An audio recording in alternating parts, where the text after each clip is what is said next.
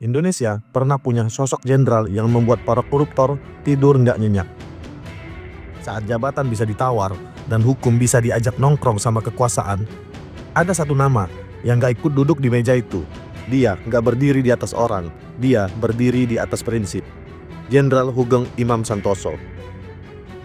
Bukan cuma Kapolri, tapi glitch dalam sistem.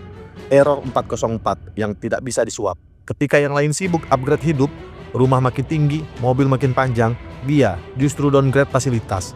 Menolak pengawalan, menolak mobil dinas. Bahkan dia meminta istrinya untuk menutup toko bunga kecilnya. Bukan karena dia nggak butuh uang, tapi karena dia nggak mau ada celah yang suatu hari bisa disebut hadiah, gratifikasi, dan pemberian apapun. Ketika suatu hari ada seorang pengusaha datang membawa amplop tebal, Hugeng cuma nunjuk tong sampah. Dengan wajah dingin dan suara kalem, dia berkata, "Kantor saya nggak punya berangkas. Kalau kalian mau menyimpan uang, taruh saja di tong sampah itu."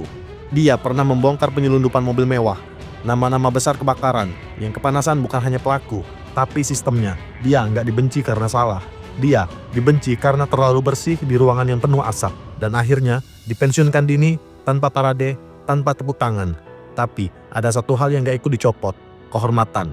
Karena bagi dia kehormatan itu bukan PIN, bukan jabatan, bukan juga kursi empuk. Dan sekarang, integritas sering jadi bahan candaan, kejujuran dianggap naif. Dan nama Hugeng terdengar seperti dongeng, padahal dia nyata.